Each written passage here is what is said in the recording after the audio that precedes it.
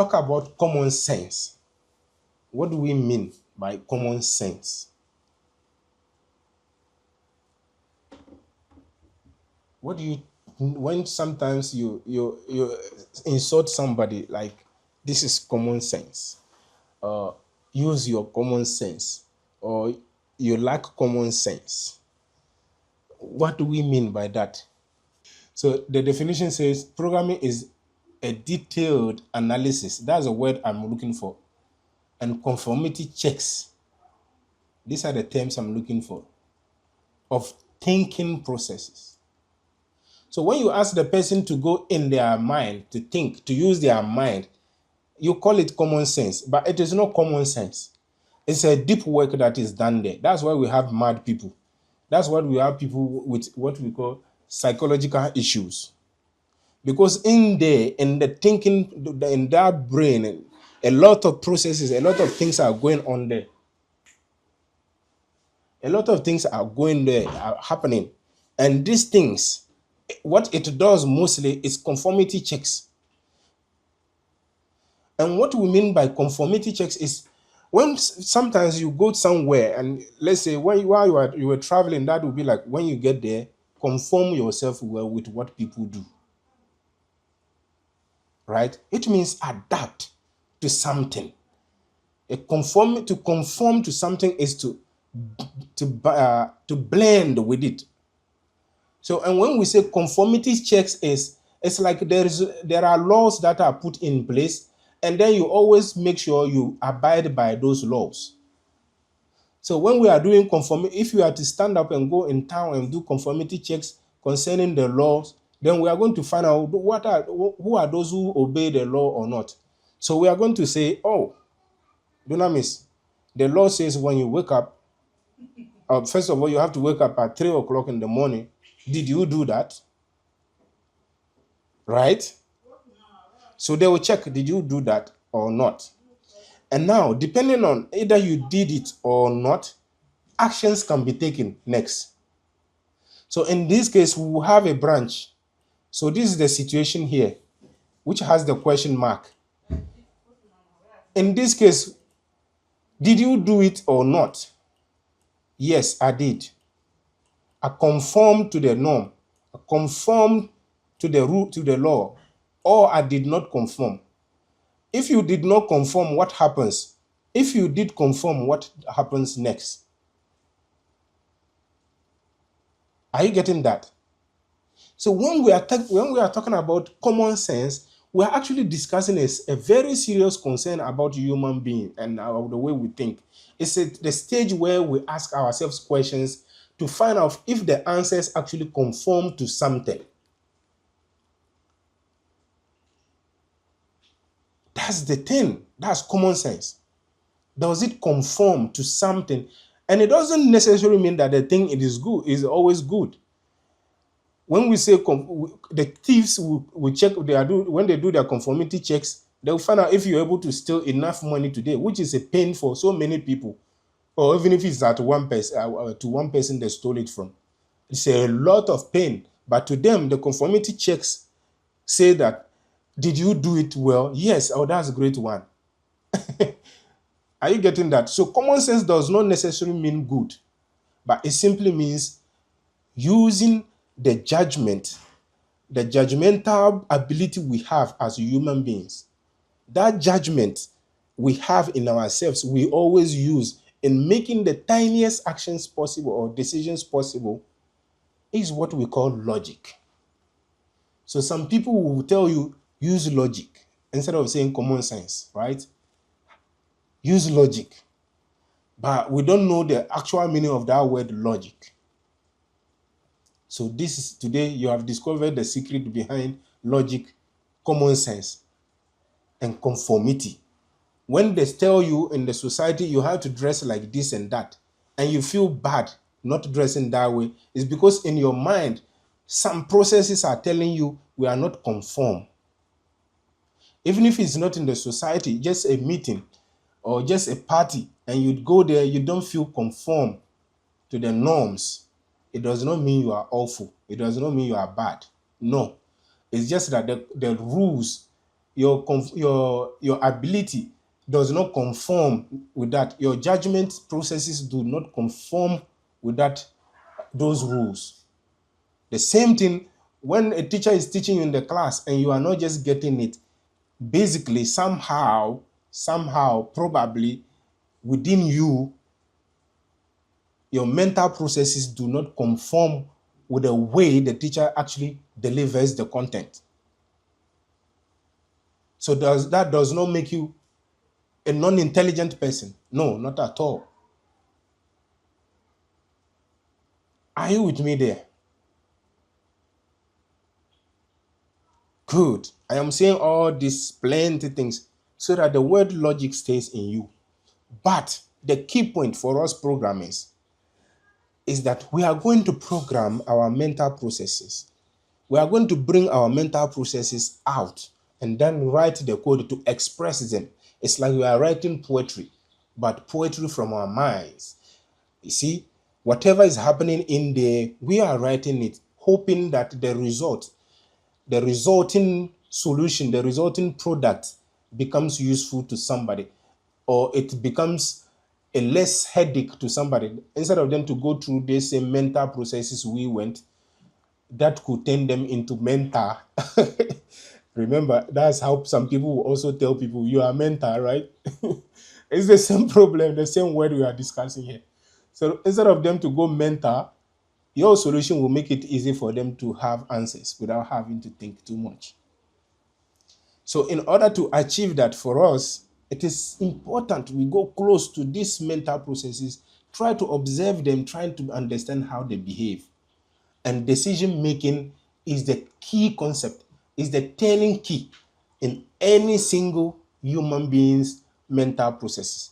Decision making is very important. If this, what next? If not this, what next? Otherwise, what? So the first thing is decision. And we make decision by asking the question if we are speaking English. And if you are speaking French, we use si.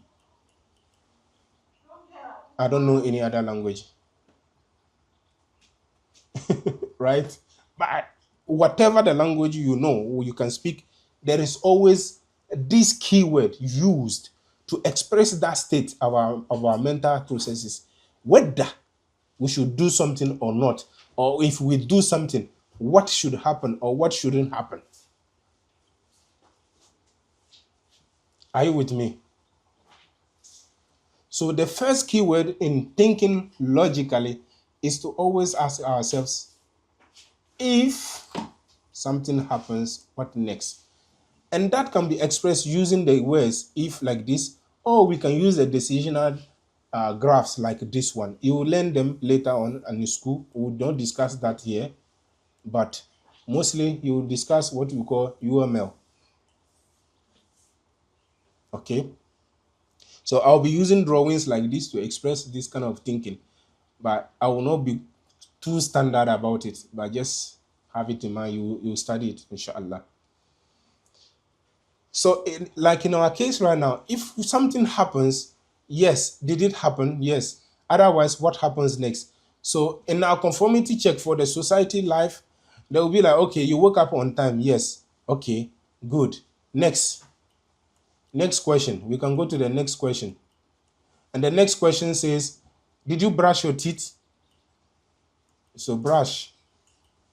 Oh, again, another decision making. Yes or no? And then it goes and so on and goes and goes and goes until we get to the end. And you can be now validated as either good or wrong. So this is just using if and if and if and if and if.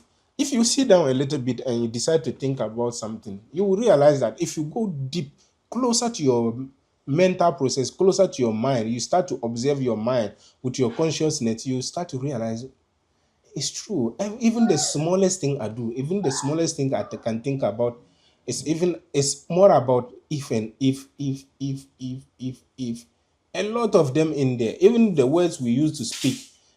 If we are to carefully speak slowly, you realize that you always ask yourself, should I use this word or not? If I use this word, is it going to be good? Is it going to be appropriate? Is it going to have more impact or not? And all this. You realize that's what we are doing. The thing is so fast. It happens so quickly to the extent that we don't think it is happening. We are not present. Exactly. The consciousness is not present observing it.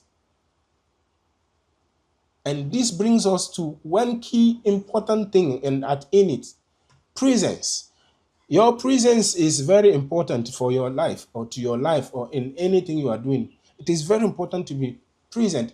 And if you remember, when I told you last time, you should wake up by 3 o'clock, even if you have nothing to do, stay quiet, even if for just 5-10 minutes.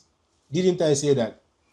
Because the goal of this exercise is to make you think about yourself, see only you, nothing else. And now get the chance to remove the noise from your brain and only see your mental processes thinking. You can observe them finally in peace. 3 o'clock is sweet. You're laughing, eh? So 3 o'clock is very sweet. Try it and you will tell me. Okay. So this is what we call logic. When we start to study how our mental processes connect to each other to make decisions, then we talk about logic. And logic is a key element in programming. Because as you could see right now, we are making decisions from our basic code here, which is the last one I wrote. I think one question is asking us to take a user's input and so on. Even already in this line 9, we have a challenge there. We have a problem waiting for us in this line 9. Am I lying? Do you know that we have a problem here? Anytime you ask your student, take two numbers and do their division, you should expect the student to ask questions at this point, to start using their mental processes and be like, hey, what if my denominator is a 0? You start to ask questions. Questions are from your mental processes. Checking conformity, checking validity, checking if it makes sense based on the rules we have defined. The mathematical rule says that whenever we put a number in the denominator, it will become difficult to do the division. What do we mean by that? We give something to nothing. What do you mean? How do you give something to nothing, to nobody? How did you do that? While you still have the thing. That's a greedy man mathematics. That is, dynamics. That's greedy man mathematics. It's dividing by 0. So another keyword we usually use while we are thinking is as far as, or as long as, or wow. Right? You can call it wow of as far as, or as long as you want, if you want. We usually use these expressions. And the French people will say tant que. So it's like, while we are thinking about doing something, we can continue. It can be valid only if a certain condition is satisfied. So which means if we are coming to check your conformity in terms of the societal rules and laws, we can say as long as you haven't committed any crime, which is, let's say, you haven't slapped anyone, you can walk freely. While you don't beat people, you have no problem in this country. There are some countries in this world, like Saudi Arabia, as long as, or as far as you don't look at women's faces, you have no problem. Are you getting that? So it is a key point in terms of checking conformity. This is a keyword in checking conformity. We have the keyword if to check if, okay, something is something or not. Two states, we want to find out if something is in one state or the other state. And based on that, we can make decisions. But we can also check whether a condition is permanent, at least for a short period or not. As long as it is daytime, then you and I still have the chance to go to Makola Market. But as long as night, Dabi, I'm not going out. I don't take that risk, right? Part of conformity checks. Part of conformity checks. Now the definition of our fourth definition, right, will make sense to you. So let me go back to it before the time goes.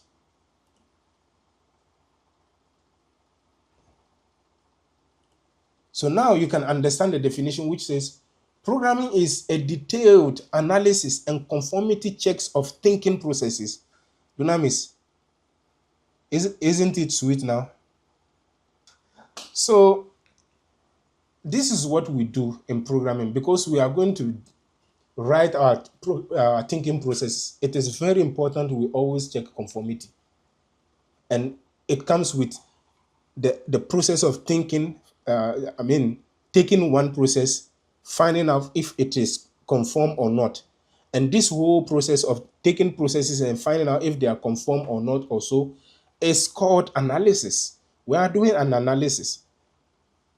If you take somebody's blood samples and you put these colorants and various chemicals to find out if the blood count is good or not, do they have cholera or do they have malaria, do they have high blood level, sugar, and so on, you are just doing analysis.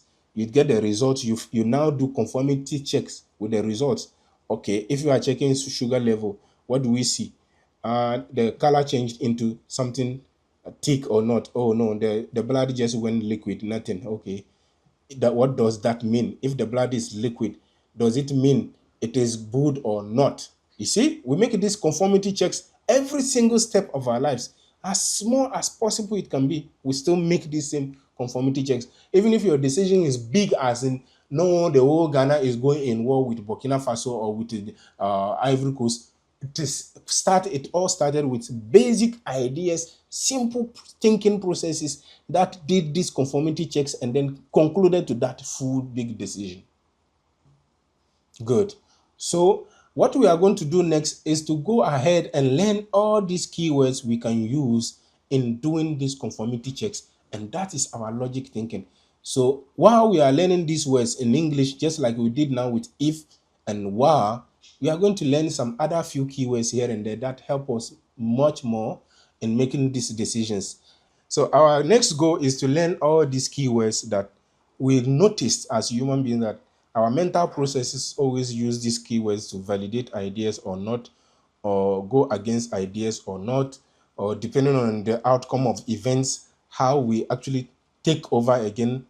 How does the thinking process also continues, basically. So we everything doesn't happen in our mind alone. Although you think that, okay, I'm a multi-millionaire, therefore then I can do whatever I want, but there are others too thinking different things and affecting the same world you are in. So some of these decisions don't come from you, but the effect might affect you. So how does your thinking process pick up these things and then continues? So all these keywords are there to help us in these various situations. And the same thing we are going to do using our various programming languages, in our case, Python. So in Python, what are these keywords that are given to us in handling thinking processes at these various turning points or these decisional points? How do we go about them? So that's what we are going to spend some few hours tomorrow to do. And then we will come back to our this assignment here, which was now asking us, this is it here. It says, it told us to create a variable, is it sunny or not? So, and based on that, we can now decide whether to go out or to stay home and just code Python. So you see, this is an example of thinking processes. So your program is to find out, okay, Since this depends on from an environmental data, which I was just talking about here, does not depend on you.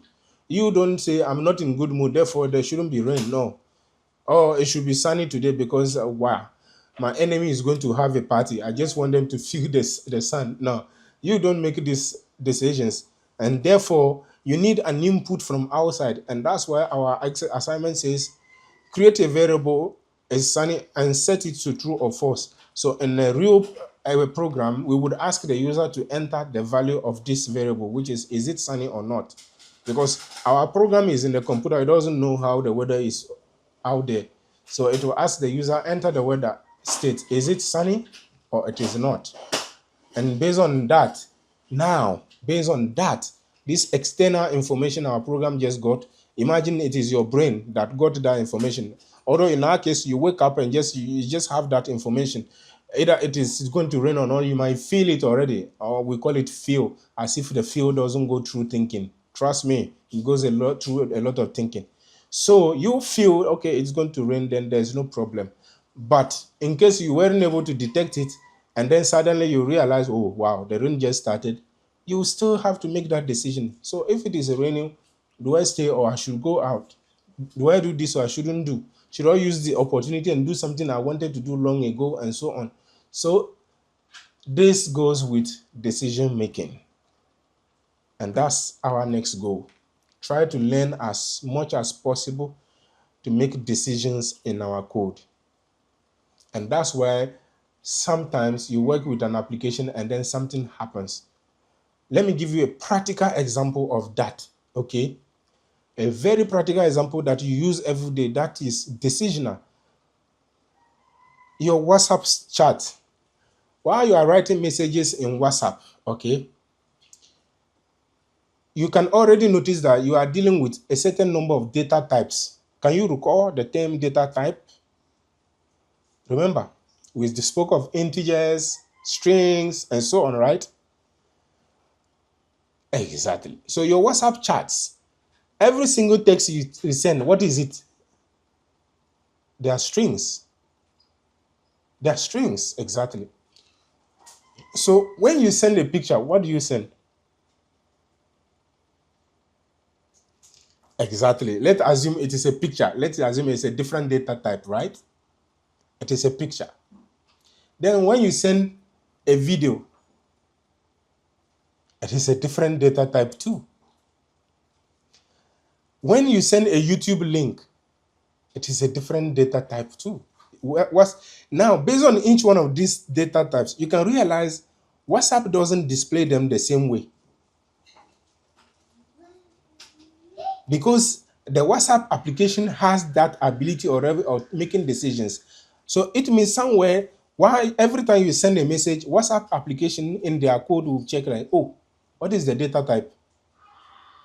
Ah, it is text. Therefore, oh, we just display the plain text in a box. Are you getting that? Now you are seeing the real world around you. Sweet, huh? Then you send a picture. WhatsApp application will check. Oh, what is that data type? Oh, it's a picture. Oh, no, no, no, no. Let's change the display. You would never send a text and then it will appear like a picture or like a video. No, because the decisions are already coded in the application to think that way. So you can imagine how much logical keywords or turning points an AI can handle when you ask it to think about a problem and it comes with the exact solution. It comes with something even more reasonable than a human being can think about. You can imagine how much big this kind of thing is in terms of brain, if you are measuring it like a brain. Can you imagine how big it is? So, nonetheless, but this is to tell you how much parameters that go in making these decisions. For it to be able to write, hi, Dunamis, thank you for asking this question. And it has analyzed your question, your sentences, your words, even realized that somewhere you wrote one word with a mistake and then but still decided to ignore and understood that oh, you meant this. You can imagine how much goes in. And all this is done by programmers. So the logical part of your programming course is super important for you. We need to take it very seriously. And tomorrow, God willing, we are going to dig it very well, both theoretically and then based on our code. I'll prepare assignments that you will receive tomorrow after the course.